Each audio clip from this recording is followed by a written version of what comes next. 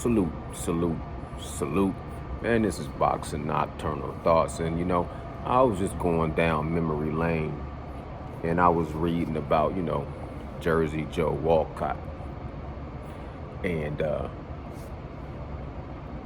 they was, in the article they did on Jersey Joe Walcott, they was doing a parallel to his story with James J. Braddock, the Cinderella Man.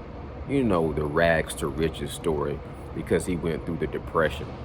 And it just made me think about a video I made earlier when I was trying to explain to people that Errol Spence's life right now is already a movie-worthy story.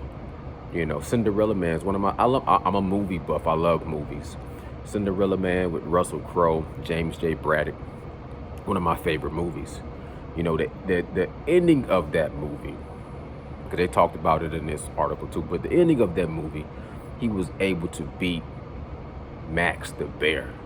You know what I'm saying?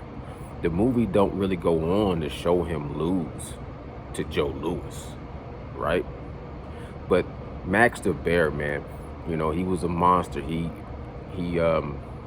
killed somebody in the ring. He hit somebody like in the back of the head. That was like, he was a dirty fighter, but he hit somebody in the back of the head, similar to the way Jerron Boots Ennis kind of hit, Clayton and Delorme. Not saying that was an illegal shot. I'm just saying Max Bear killed the man, hit him in the back of the head. Like right off the top of my dome, I can think of 3 people that I know killed somebody in the ring. Max Bear,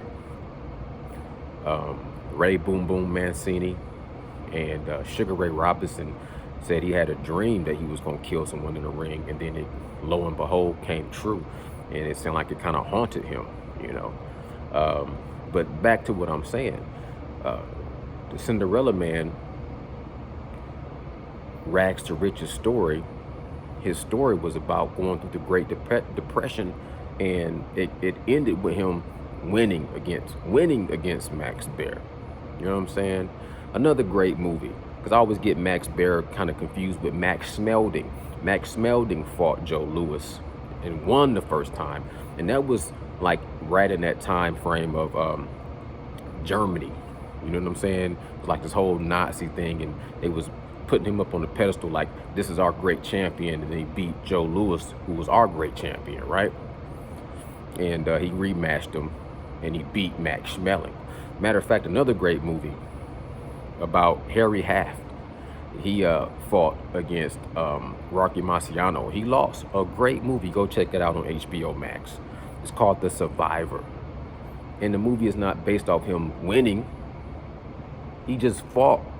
He only lasted a couple of rounds. He got demolished and destroyed by Rocky Marciano. But the story was great. The movie was great because he survived in the Holocaust, in like a Nazi boot camp. And they made him fight just to live. And he had to fight his own people. He sitting there malnourished, starved, malnutritious, bones, rib bones showing, and he had to fight to survive. That's a movie. Another great movie, like I said before, was Vinny Pazienza, who, the movie We Bleed for This, he got into the car accident, messed up his back and his neck, and had to wear the halo. And he came back and he fought and he won against, Roberto Duran, the Hands of Stone.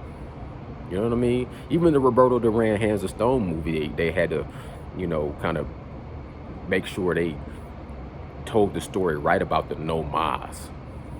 So what I'm saying is, when it comes to Errol Spence, win, lose, or draw with Terrence Bud Crawford, his life is already a movie because of the accident. Like going to fight Kell Brook, becoming the champion, having the accident, coming back from the accident, fighting and winning against Danny Garcia, having an issue with his eye retina, and then coming back and fighting Jordanis Ugas. Those are great motivational stories and movies, movie-worthy stories. Now, it would not be complete without fighting Terrence Bud Crawford.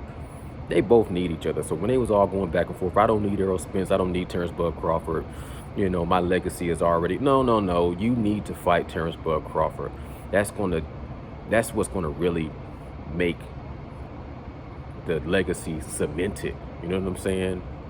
That you can't, like you don't want to leave that part out of the story, out of the life, out of the accomplishments. And Terrence Bud Crawford needs to fight Errol Spence too. And this is the biggest moment of his life.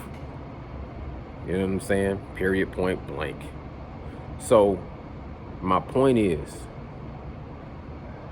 I just wanted to sprinkle out a little bit of history since I'm going down memory lane, and the way you can drive that lane all the way up till today's date and see ain't nothing new underneath the sun. And you talking about warriors that go through shit, that go through stories, that survive. You know what I'm saying? Survive the depression, survive car accidents, survive the Holocaust. Terrence Bud Crawford survived a shot to the back of the dome piece. You know what I'm saying?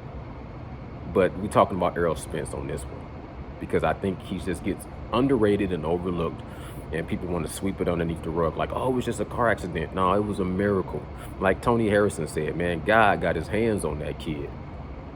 You know what I'm saying? That's like when you ordained to have a destiny of greatness. It's already accomplished for the most part because you witnessing a miracle. Because some people would have been in the fatality from that situation. I digress. I don't want to make this video too long. I just know a lot of people always try to tell you, oh, you don't know nothing about boxing. You don't know nothing about boxing. Like, you know, if you're not a history buff, you don't know nothing about boxing. And a lot of haters come on your channel and talk a lot of shit. But I'm going to tell you the same way that 8 Ball and MJG told me, you can't fade a pimp in his own fucking rhyme. Get the fuck out of here. This is Boxing Nocturnal Thoughts. Man, I salute, salute, salute. Bow.